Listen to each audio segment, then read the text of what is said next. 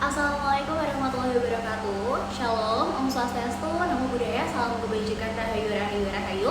Sebelumnya perkenalkan, nama saya Maulidia April Adrianingrum dengan NIM 13 12 40186, mahasiswa Fakultas Hukum Universitas 17 Agustus Surabaya, dengan tujuan membuat video ini untuk memenuhi mata kuliah Hukum Acara Pidana.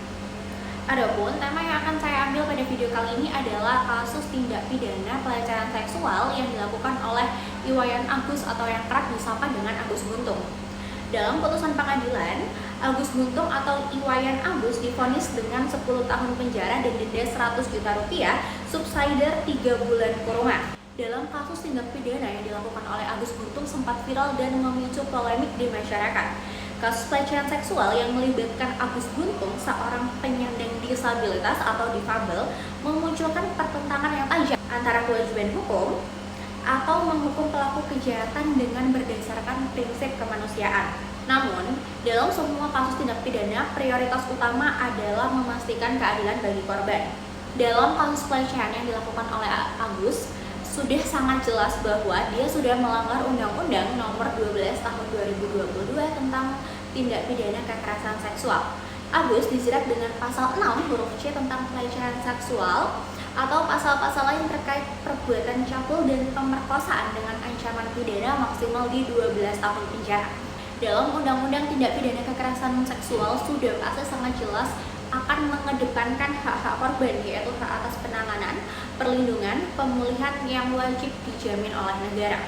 Jika kita telisik lagi dari sisi kemanusiaan, status difabel bukanlah pembenaran untuk melakukan tindakan kejahatan. Setiap warga negara tanpa memandang kondisi fisik apapun setara di mata hukum. Tindakan yang melanggar hukum harus dihukum sesuai dengan perbuatan yang dilakukan. Menuntut hukuman yang lebih ringan hanya karena status disabilitas saya rasa dapat sangat mencederai rasa keadilan bagi korban. Jika pelaku terbukti memanfaatkan status disabilitasnya untuk memanipulasi korban dan melakukan pelecehan seksual, hal ini justru akan memperberat hukuman yang akan menjerat Agus. Namun, meskipun hukum harus ditegakkan, proses peradilan dan pemasyarakatan juga harus menjamin hak-hak yang harus dilakukan oleh pelaku. Apalagi di sini dalam kutip pelaku adalah seorang disabilitas yang sesuai dengan Undang-Undang Republik Indonesia Nomor 8 Tahun 2016, yaitu Undang-Undang Penyandang Disabilitas.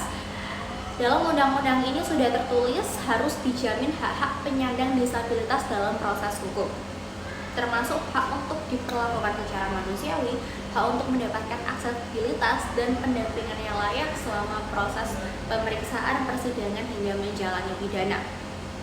Hukuman harus dijalankan sesuai dengan yang diatur dalam undang-undang. Tapi tempat penahanan atau lembaga pemasyarakatan juga harus ramah untuk disabilitas. Kondisi Agus Buntung yang tidak mempunyai tangan juga harus dipertimbangkan untuk memastikan ia juga dapat menjalani masa tahanan tanpa mengalami diskriminasi atau kesulitan.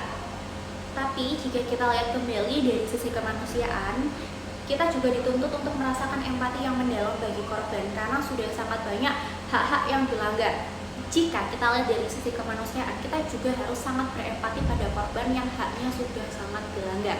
Namun, mengingat kondisi pelaku adalah seorang difabel, maka kita juga harus menjamin hak-haknya sebagai difabel juga harus dijamin oleh negara. Menurut pendapat saya, putusan yang dilakukan oleh pengadilan sudah sangat menegakkan hukum dan sudah pasti itu adalah keadilan untuk korban. Tapi kita juga tidak boleh tutup mata bahwa hak-hak Agus sebagai seorang disabilitas juga harus dijalankan. Menurut saya, putusan pengadilan sudah sangat bagus dan sangat benar untuk menegakkan rasa keadilan bagi korban. Namun kita juga tidak boleh lupa bahwa seorang pelaku adalah seorang difabel dan kita juga harus perhatikan hak-haknya sebagai tersangka dan sebagai difabel harus tetap dijamin. Sekian video dari saya, mohon maaf apabila terdapat salah informasi ataupun salah kata yang disengaja ataupun tidak sengaja. Wassalamualaikum warahmatullahi wabarakatuh.